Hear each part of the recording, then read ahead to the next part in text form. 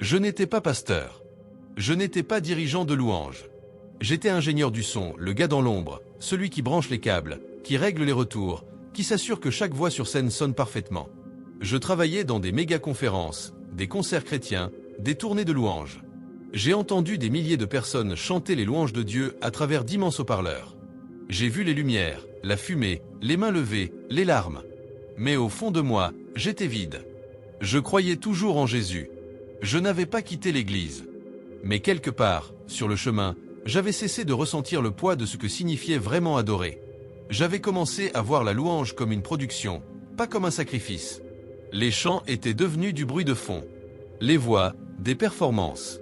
Et moi, comme beaucoup d'autres, j'avais oublié que l'adoration n'était pas une question de sonorité, mais de destinataire. Puis, un après-midi, alors que je préparais une soirée de louange dans un auditorium du centre-ville, je me suis effondré dans la régisson. Arrêt cardiaque. Pas d'avertissement, pas de douleur, juste le noir total. Les ambulanciers ont dit que mon cœur s'était arrêté pendant 18 minutes, cliniquement mort. Mais je ne me suis pas dissipé dans le néant. J'ai été tiré, non, propulsé dans un royaume hors du temps. C'était comme une lumière tremblante, vibrante. L'air lui-même était vivant. Et puis, il était là. Jésus. Pas le Jésus des diaporamas de conférences. Pas le berger calme des tableaux religieux. Ce Jésus-là avait du feu dans les yeux et un manteau tissé d'éternité. Et il pleurait. Il m'a regardé et m'a parlé d'une voix qui a fait trembler mon âme. Il y a des chants que mon peuple chante, qui brisent mon cœur. J'étais bouleversé. Comment cela pouvait-il être? Alors il me les a montrés. 6 chants de louange, connus dans le monde entier, aimés, chantés par des millions. Et il m'a expliqué pourquoi ces chants le blessent, pas à cause des mélodies, mais à cause des cœurs qui les chantent, des messages qu'ils véhiculent, de la gloire mal placée. J'avais mixé ces chansons. Je les avais amplifiées. J'avais contribué à les diffuser. Et maintenant, je me tenais devant le roi de gloire, anéanti. Je suis mort pour entendre ce qu'il avait à dire. Et je suis revenu pour vous le raconter. Le moment où mon cœur s'est arrêté, c'était comme être arraché à ma propre peau. Pas de tunnel de lumière. Pas de flottement paisible au-dessus de mon corps. J'ai été aspiré violemment dans un endroit que je ne peux décrire que comme une conscience pure. Je pouvais encore ressentir, mais pas avec la chair. Je pouvais encore entendre, mais pas avec les oreilles. Mon esprit était éveillé comme jamais auparavant. L'obscurité n'était pas vide. Elle était sainte. Je me tenais suspendu dans ce qui ressemblait à un vide vivant. Et soudain, il était là. Jésus. Aucune présentation n'était nécessaire. Mon âme le reconnaissait instantanément. Sa présence était terrifiante et tendre à la fois. Il rayonnait une autorité écrasante. Et pourtant, je me sentais plus vu, plus aimé, que je ne l'avais jamais été. Il n'avait pas besoin de poser de questions. Il savait tout. Chaque doute caché. Chaque fois où je l'avais ignoré pendant les moments de louange. Chaque fois où j'avais souri extérieurement alors que mon cœur était froid. Il savait tout. Et puis il me regarda droit dans l'âme et dit ces mots que je n'oublierai jamais. Tu sais amplifier le son, mais pas ma voix. Tu aides les autres à chanter pour moi, mais peu chantent pour moi. Je me suis effondré à genoux, ou du moins, c'est ce que j'ai ressenti. Et j'ai commencé à pleurer. Le poids de sa sainteté était insupportable. Mais il ne m'a pas écrasé. Ses yeux se sont remplis de larmes. Et il a murmuré. Il y a des chants chantés en mon nom, que je ne peux pas recevoir. C'est alors qu'il a commencé à me montrer. Un à un, les chants apparurent devant moi, comme des scènes sur un écran. Des chansons que j'avais entendues 1000 fois, mais jamais du point de vue du ciel. Et ce que j'ai vu m'a brisé. Chant numéro 1, Reckless Love de Cory Asbury. Je me souviens parfaitement du moment où Reckless Love est sorti. Le titre a explosé. Les groupes de jeunes pleuraient en le chantant. Les églises le jouaient en boucle. Les leaders de louanges disaient qu'il était ouin. Et moi aussi, je le croyais. J'ai même aidé à mixer ce chant lors de 2 grands événements. Ajustant la réverbération. Veillant à ce que les voix s'élèvent parfaitement pendant le pont. Oh, the overwhelming, never-ending, reckless love of God. Mais lorsque Jésus m'a montré cette chanson, son visage s'est assombri de tristesse. Il m'a dit, « Mon amour n'est pas imprudent. Il est saint. Il est intentionnel. Il est parfait. » Et à cet instant, j'ai compris. Ce n'était pas seulement une question de mots. C'était la légèreté avec laquelle on parle de sa nature. Le cœur derrière le chant voulait bien faire. Mais la théologie était déformée. Il m'a alors dit une phrase qui m'a bouleversé. Quand mon peuple me romantise, il me réduit. Je vis alors des foules se balançant au rythme de la musique. Des larmes coulant. Mais beaucoup adoraient une idée de l'amour. Et non la personne du Christ. Les paroles mettaient l'accent sur l'émotion, pas sur la révérence. Elles faisaient ressentir l'amour de Dieu, mais n'invitaient pas à le craindre ni à lui obéir. Des versets surgirent dans mon esprit. La crainte de l'Éternel est le commencement de la sagesse. Proverbe 9h10. Dieu n'est pas un homme pour mentir. Nombre 23h19. L'Éternel est juste dans toutes ses voies. Psaume 145, 17. Le mot reckless implique le chaos, le risque, l'imprévisibilité. Mais l'amour de Dieu n'est rien de tout cela. Son amour est calculé, souverain, saint. Jésus m'a montré que lorsque l'Église chante que son amour est imprudent, beaucoup commencent inconsciemment à croire en une grâce imprudente. Une grâce qui tolère le péché, qui ignore la repentance, et qui célèbre les émotions au-dessus de la vérité. J'étais coupable. J'avais levé les mains dans la régie pendant que des cœurs étaient trompés. Non pas par méchanceté, mais par poésie mal dirigée. Il me regarda et dit : « Le moment où ton adoration devient ce qui te touche, plutôt que ce qui m'honore, elle cesse d'être de l'adoration. » C'était seulement la première chanson. Chant numéro 2, What a Beautiful Name par Hillsong Worship. Quand Jésus me montra ce chant, ma première réaction fut la confusion. « Mais Seigneur, dis-je, celui-ci paraît si saint. » Les gens pleurent en le chantant. Les paroles disent : « Your name is beautiful, wonderful, powerful. » Il ne répondit pas tout de suite. Au lieu de cela, une vision apparut. Un sanctuaire rempli de lumière et de voix. Le chant résonnait dans l'air. Le son était cinématographique, émouvant, grandiose. Mais spirituellement, quelque chose sonnait faux. Alors Jésus parla. Ils chantent mon nom, mais ils oublient ce que mon nom exige. Puis, cette ligne résonna plus fort que toutes les autres. You didn't want heaven without us. So Jésus, you broke heaven down. Ses yeux se remplirent de douleur. Et il dit : cette phrase n'est pas la vérité. Je ne suis pas mort parce que je ne pouvais pas supporter d'être sans l'homme. Je suis mort par obéissance au Père, pour satisfaire la justice, pour vaincre le péché. Ces paroles me transpercèrent. Je compris alors la subtilité de cette erreur. Ce n'était pas juste une licence poétique. C'était une distorsion du motif divin. Elle plaçait l'homme au centre, comme si notre valeur était la raison principale de la croix. Jésus me montra comment cette ligne, bien qu'intentionnée, avait semé la graine d'un dangereux glissement dans la louange moderne. Un passage d'une théologie centrée sur Dieu à une émotion centrée sur l'homme. Ils chantent comme si leur valeur avait causé mon sacrifice, dit-il. Mais c'est ma sainteté, ma justice, ma miséricorde. J'aime l'humanité, oui, mais mon amour n'est pas désespéré. Il est souverain. Il me rappela Jean 3h16, non pas comme une déclaration romantique, mais comme une transaction divine.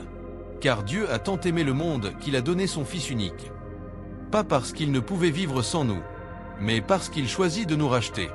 Puis il me montra des leaders de louanges, reprenant cette phrase comme écriture, en bâtissant des prédications entières dessus. Dieu ne voulait pas du ciel sans toi. Et Jésus dit : j'ai toujours existé dans une communion parfaite. Je ne suis pas mort de solitude. Je suis mort pour la justice. Je me suis mis à pleurer, car moi aussi j'avais cru cette phrase. Je l'avais partagée, chantée avec ferveur.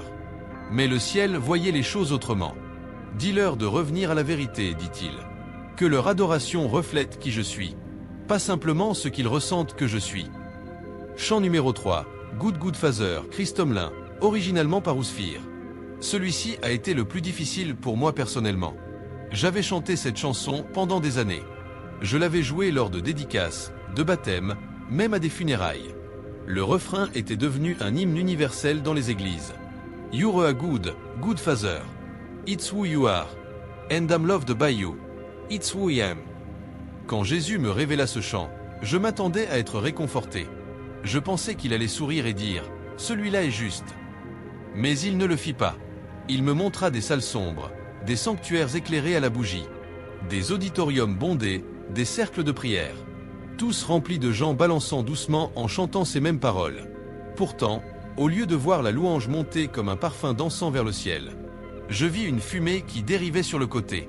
Jésus me regarda et dit, « Il chante ces mots pour être rassuré, pas pour se soumettre. » J'étais choqué. Puis il m'a montré quelque chose d'encore plus profond. Le problème ne venait pas du chant lui-même, mais de l'usage qu'on en faisait. Comment il était devenu une berceuse spirituelle, plutôt qu'une offrande de révérence. C'était une chanson qui soulignait la bonté de Dieu, mais sans l'équilibre de sa sainteté. « Ils m'appellent Père, dit-il, mais ils ne me craignent pas. Ils veulent mes bras, mais rejettent ma discipline. » Soudain, j'ai vu des flashs, des gens vivant dans le péché ouvert, revenant semaine après semaine pour chanter « You're a good, good father ». Comme si répéter ce refrain pouvait étouffer la conviction. Ils ne se repentaient pas. Ils apaisaient leur culpabilité avec une mélodie. Alors il cita les Écritures. « Pourquoi m'appelez-vous Seigneur, Seigneur, et ne faites-vous pas ce que je dis ?» Luc 6h46. « Je serai pour vous un père, et vous serez mes fils et mes filles, dit le Seigneur Tout-Puissant. C'est pourquoi, sortez du milieu d'eux, et séparez-vous. » 2 Corinthiens 6, 17-18. Puis il expliqua. Beaucoup ont réduit ma paternité à une affirmation émotionnelle, plutôt qu'à une relation d'obéissance. Ma bonté ne supprime pas mes standards. Mon amour ne tolère pas le péché. Ma paternité ne me rend pas doux. Je suis encore le juge. Je me sentais si petit.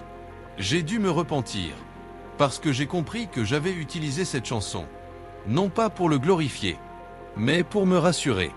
Je l'avais laissé devenir un bouclier contre l'examen intérieur. « Dis-leur, dit Jésus, je suis un bon père, oui, mais je suis aussi un feu dévorant. » Chant numéro 4. Who you say I am Hillsong Worship. Je savais que celui-ci allait venir. Rien que le titre me faisait trembler. Ce chant est partout. Dans les écoles du dimanche, les stades, les camps d'été, dans les conférences et les services de réveil. Il parle d'identité, de liberté, d'adoption. J'ai vu des gens pleurer, lever les mains, crier les paroles. I am chosen, not forsaken. I am who you say I am. Quand cette chanson commença à jouer dans la vision, je m'attendais à de l'affirmation. Mais Jésus ne souriait pas. Ils aiment chanter qui ils sont, mais ils ne cherchent pas à savoir qui je suis. Cette phrase tomba comme un éclair. Je vis des foules déclarant leur identité en Christ avec passion, mais très peu vivaient réellement dans la soumission. Ils proclamaient être choisis, tout en gardant leurs péchés secrets. Ils disaient être libres, mais vivaient encore enchaînés. Et pire encore, ils se proclamaient enfants de Dieu, sans jamais se soumettre au Père. Ils utilisent mes paroles pour nourrir leur estime de soi, pas leur crainte sainte, dit Jésus. Ils déclarent mes promesses, mais rejettent mon alliance. Puis il me montra comment ce chant renforce subtilement un évangile centré sur soi. Il répète « Je suis encore et encore », mais parle si peu de Dieu ou de ce qu'il attend. C'était comme un miroir. Il renvoyait des mots d'encouragement, mais sans transformation. Des versets me vinrent en mémoire. Ce ne sont pas tous ceux qui me disent « Seigneur, Seigneur », qui entreront dans le royaume des cieux, mais seulement ceux qui font la volonté de mon Père. Matthieu 7h21. Si vous demeurez dans ma parole, vous êtes vraiment mes disciples. Vous connaîtrez la vérité, et la vérité vous rendra libre. Jean 8, 31-32. Jésus n'était pas contre le fait de déclarer son identité, mais il me montra que l'identité sans obéissance est une illusion. Beaucoup chantent la liberté en Christ, sans jamais avoir repenti.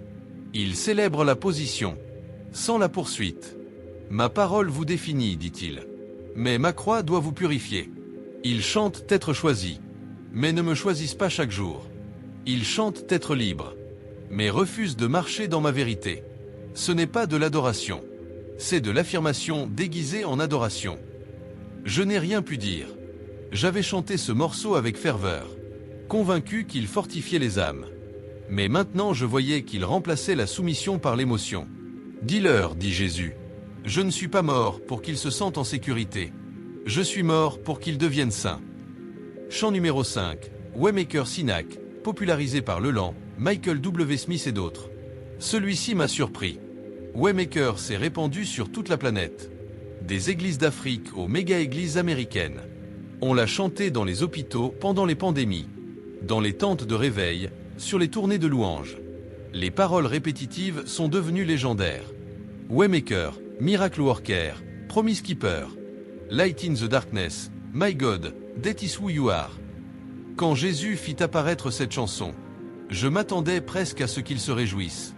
Mais son expression resta sérieuse, profondément grave. Il chante mes titres, dit-il. Mais il ne respecte pas mon timing. Aussitôt, j'ai vu une foule d'hommes et de femmes, déclarant Waymaker avec désespoir, non avec soumission. Il ne chantait pas par foi, mais par frustration. Je vis des gens réclamant des miracles, forçant les déclarations, utilisant leur foi comme une formule magique pour obtenir ce qu'ils voulaient. Ils m'appellent faiseur de miracles, dit Jésus, mais ils me traitent comme un magicien. Ils veulent mes bénédictions, pas ma présence, ma main, mais pas mon visage. Je vis des pasteurs utiliser cette chanson pour exciter la foule, pour créer une atmosphère émotionnelle, mais sans chercher la présence véritable. Il invoque mon nom, dit Jésus, mais rejette ma voix. Il proclame ma puissance, mais refuse ma purification. Alors des versets résonnèrent dans mon esprit. Ce peuple m'honore des lèvres, mais son cœur est éloigné de moi. C'est en vain qu'il m'honore. Matthieu 15, 8-9. Vous demandez et ne recevez pas, parce que vous demandez mal, dans le but de satisfaire vos passions. Jacques 4h3. Jésus ne condamnait pas le chant lui-même. Il me montra simplement ce qu'il était devenu. Des gens qui déclaraient des promesses, sans vivre l'alliance. Ils attendaient qu'il fasse un chemin, mais refusaient de marcher sur le chemin étroit qu'il ouvrait. Je suis le chemin, dit-il, mais peu acceptent de me suivre. Quand ce chemin mène à la mort, à la soumission ou à la souffrance. La phrase Even when you don't see it, you're working résonna dans mon esprit. Et Jésus murmura. Ils chantent cela, mais me font-ils confiance quand je n'agis pas comme ils le veulent? Je fus bouleversé. J'avais vu cette chanson mouvoir les foules. Mais maintenant, je voyais ce que le ciel voyait. Une église proclamant à haute voix, tout en résistant intérieurement à la volonté de Dieu. Dis-leur, dit Jésus, je suis le Waymaker. Mais mon chemin est saint, et seuls les cœurs purs verront Dieu. Chant numéro 6, Océan, Where Fit Me Fell, Hillsong United.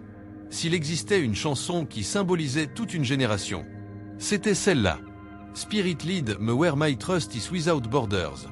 Let me walk upon the waters, wherever you would call me. Des millions de personnes l'ont chantée, les yeux fermés, les bras levés. Elle résonnait dans les baptêmes, les conférences, les missions, comme un hymne de dévotion et d'abandon. Du moins, c'est ce que nous pensions. Mais lorsque Jésus me montra Océan, il resta silencieux. Longtemps. Ce que je ressentis d'abord, ce ne fut pas de la colère, mais une tristesse profonde, une douleur paternelle. Puis il parla. Il me demande de les guider, mais seulement si je les mène là où ils veulent aller. Soudain, je vis des stades entiers de gens chantant « Spirit, lead me ». Mais dans le monde spirituel, leurs pieds restaient fermement ancrés. Ils ne bougeaient pas. Ils chantaient un mensonge avec passion. Jésus me montra comment ce chant était devenu une performance émotionnelle. Beaucoup chantaient sur les eaux profondes, mais refusaient d'être incommodés dans leur vie quotidienne. Ils voulaient l'intimité sans obéissance, la gloire sans la croix. Ils chantent l'abandon, dit-il, mais n'abandonnent ni leur relation, ni leur argent, ni leur confort, ni leur volonté. Puis il ajouta quelque chose qui m'a glacé. Chaque parole de louange est un vœu. Et lorsqu'on fait un vœu faux en mon nom, le ciel l'enregistre. Un verset résonna aussitôt. Il vaut mieux ne pas faire de vœu que d'en faire un et de ne pas l'accomplir. Ecclésiaste 5h5. Ce peuple s'approche de moi de la bouche et m'honore des lèvres, mais son cœur est loin de moi. Ésaïe 29, 13. Il ne parlait pas avec colère, mais avec chagrin. Un avertissement d'amour. Il me montra des individus pleurant pendant cette chanson, disant « Take me deeper ». Mais quand Dieu les menait plus profond, par des épreuves, la correction ou le silence, ils reculaient, offensés, désillusionnés. Ils veulent des eaux profondes, dit Jésus. mais qui ressemblent à des piscines tièdes. Mes eaux servent à purifier, à éprouver, à raffiner, pas à réconforter. Je compris alors que moi aussi, j'avais chanté Océan les larmes aux yeux, avec émotion, mais sans jamais être prêt à aller où il m'appellerait. Je voulais les sensations spirituelles, sans le feu spirituel. Et il conclut. La plus grande tragédie de la louange. Ce n'est pas qu'il chante mal, c'est qu'il mente magnifiquement. Les visions disparurent. Les 6 chansons s'éteignirent. Et je restais là, tremblant, car j'avais vu la louange à travers ses yeux, et non les miens. Lorsque je revins de cette rencontre, lorsque l'air remplit de nouveau mes poumons, et que j'ouvris les yeux dans mon lit d'hôpital, je ne pensais pas à ma guérison. Je pensais au chant, pas seulement à ces 6 chansons de louange, mais à toutes, à la manière dont nous traitons l'adoration dans l'Église, à la légèreté avec laquelle nous chantons le nom de Dieu, sans frémir, à la manière dont nous préférons ressentir plutôt que craindre, l'ambiance plutôt que la révérence, la mélodie plutôt que la vérité. Jésus ne m'a pas renvoyé pour critiquer les musiciens. Il m'a renvoyé avec un avertissement.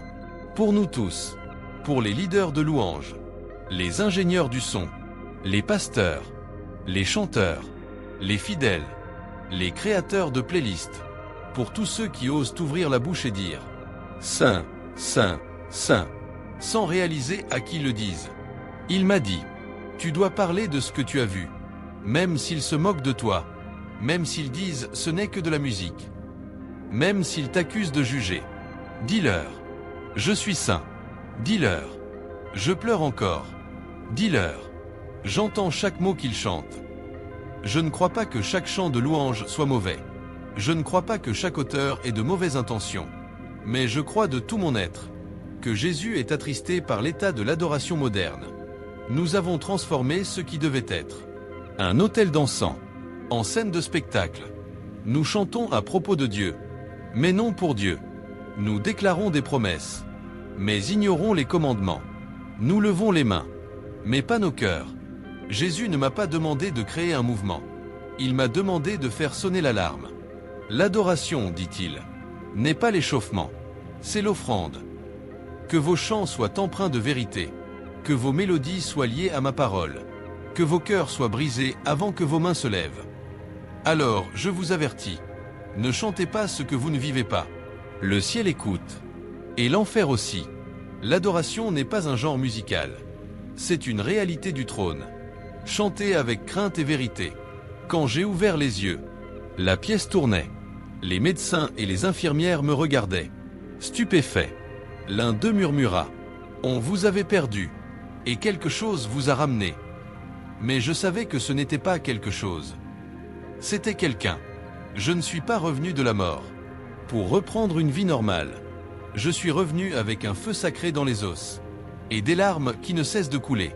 La louange n'est plus pour moi un bruit de fond dans les conférences. C'est un sol sacré. J'ai supprimé la moitié de mes playlists. Je me suis repenti pour chaque chanson que j'avais dirigée ou amplifiée sans discernement. Je suis allé voir d'anciens groupes de louanges pour leur demander pardon. Et maintenant, avant de toucher une console, avant d'accorder un micro, je me prosterne. Je tremble avant d'accorder un son, parce que j'ai vu Jésus, et je l'ai entendu pleurer. Depuis ce jour, je ne cesse de dire, n'attendez pas la mort pour comprendre ce que signifie l'adoration. Ne chantez pas des paroles vides. Ne confondez pas l'émotion avec la présence. Revenez à l'autel. Ne chantez que ce que votre vie peut refléter. Que votre louange soit une épée, pas un sédatif. Si vous avez déjà dit « Me voici pour t'adorer », alors que votre vie le chante vraiment.